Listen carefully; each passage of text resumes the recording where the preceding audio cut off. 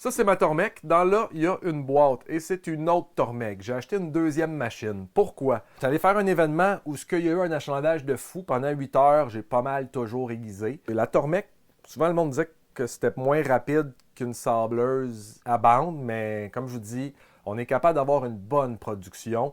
Le fait qu'elle soit pas bruyante, que ça peut se faire à l'intérieur, c'est vraiment un avantage. J'aime beaucoup la machine.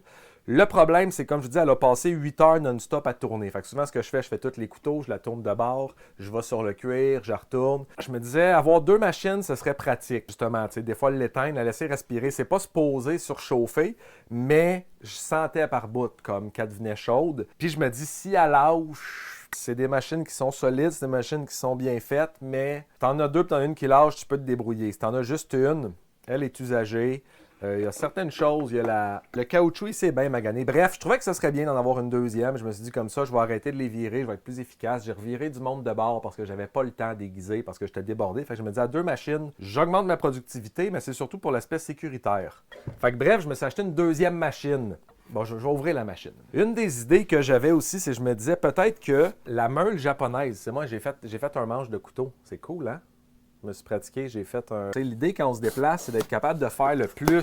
L'idée, c'est de maximiser le temps parce que comme le matin, je me lève, je pack toutes mes affaires, je me prépare, j'ai contacté les personnes pour leur dire « Je vais venir aiguiser chez vous. » Fait que le moment que j'aiguise, je dois aiguiser le plus dans ma journée. Je me disais qu'en commandant une pierre japonaise, je pourrais offrir une finition. Parce que je suis vraiment, tu sais, je suis content de mon aiguisage. Je veux dire, les gens m'amènent des couteaux qui sont en très mauvais état, puis je les renvoie en bon état. Ça coupe mieux, ça va mieux.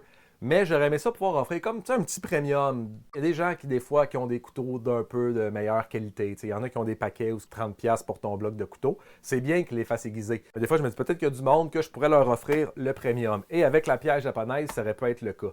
Éventuellement, il y a beaucoup d'outils d'ébénisterie. Dans le coin, il y a les massigosseux. C'est des gens qui travaillent le bois, les cuillères. Ils font des cuillères. Fait que des fois, il y avait des gens qui me demandaient si j'aiguisais des outils. Éventuellement, ça m'aurait pris la pierre pour ces outils-là. J'ai vu que les couteaux à pain, il y en a qui le font à main levée sur la pierre. Les chasseurs aussi. C'est des couteaux de meilleure qualité. Alors d'offrir ça. Puis même les ciseaux finalement. Je me disais peut-être les couturières qui m'amènent leurs ciseaux. Tu as des ciseaux de cuisine qui arrivent, qui sont ronds, qui sont chippés, qui sont tout rouillés. Fait que tu les repasses sa meule. Après ça, ils coupent, ça fait du bien. Mais je me dis peut-être une couturière que, tu sais, le langue est juste arrondi. Peut-être que la pierre japonaise, elle enlèverait encore moins de métal et elle viendrait offrir un meilleur fini. C'est à voir, je vais le tester. Peut-être que c'est qu'un ciseau, il faut que ce soit un petit peu effrité. T'sais, on dit que le morphile mord. Fait que je me disais que la pierre japonaise, ce serait un bon investissement. Alors, c'est pour ça que je l'avais commandé. Une Tormek avec la meule standard, puis une Tormek japonaise. Les gens peuvent choisir. Je leur demande, voulez-vous que je finisse juste la pierre puis le cuir ou que je vous la passe là-dessus?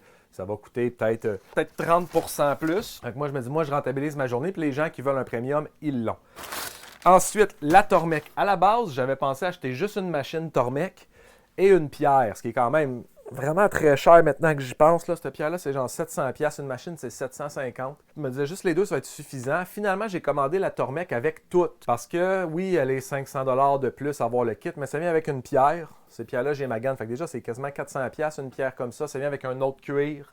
Ça vient avec des outils aussi. Fait que c'est ça, c'était plus cher, mais je trouvais que pour 500$ d'avoir une autre pierre, que c'est sûr je vais l'utiliser éventuellement, puis d'avoir les outils en double, je trouvais ça pratique. Comme je vous dis, si je fais bien des événements, je vais peut-être me faire un coffre qui contient mes outils d'aiguisage. Donc les pierres vont être à déplacer, mais j'aurai mon coffre pour quand je suis à l'extérieur, puis ici, j'aurai mon tiroir d'outils. L'autre jour, j'avais oublié justement mon gabarit à ciseaux. Déplace le stock tout le temps, tu finis par en perdre. J'ai un événement demain, j'ai un événement samedi. Le mois prochain, j'ai aussi 2 journées, 2 marchés d'aiguisage. Je vais essayer d'en trouver un troisième. Fait qu'on va voir avec les 2 machines comment ça va aller. J'ai hâte de tester la pierre japonaise, voir ce que ça vaut. J'ai hâte de voir avec les 2 machines. Comme je vous dis, ce que je vais faire, c'était de mettre comme la pierre ici. Fait que la pierre qui vient vers moi. Puis de l'autre, on le met de l'autre côté. Ce qui fait que la pierre japonaise, j'y vais dans le sens contraire de la meule. Fait que c'est plus doux. Puis après ça, je peux démorphiler, fait que j'aurais pas à toujours tourner. OK, on met-tu la boîte sur la table? Ça a l'air trop le fun? Trop impatient, je déchire ça. Ouais, fait que c'est ça. C'est une belle machine. Oh, wow, il y a un collant. Mais ça, c'est pratique. Oh là là là là là là, je pensais que ça venait avec un caisse. Non, mais ça vient quand même avec un... Pourquoi j'ai une plaque comme ça? Hey, ça, c'est-tu... Ah ouais, hein? Ça, c'est genre la rallonge. Le truc pour ciseaux à bois, j'en ai 2, c'est correct. Le truc pour redresser la meule, ça aussi, avoir su, c'est correct parce que j'en aurai 2. Ça, c'est la graisse, OK? Oui. Ah non! Ça, c'est de l'huile pour le cuir. OK, c'est quand même un petit peu cool. Le manuel, fait que je vais quand même être capable de bien tout voir. Ça, c'est quoi qu'ils mettent là-dedans? Là, c'est drôle.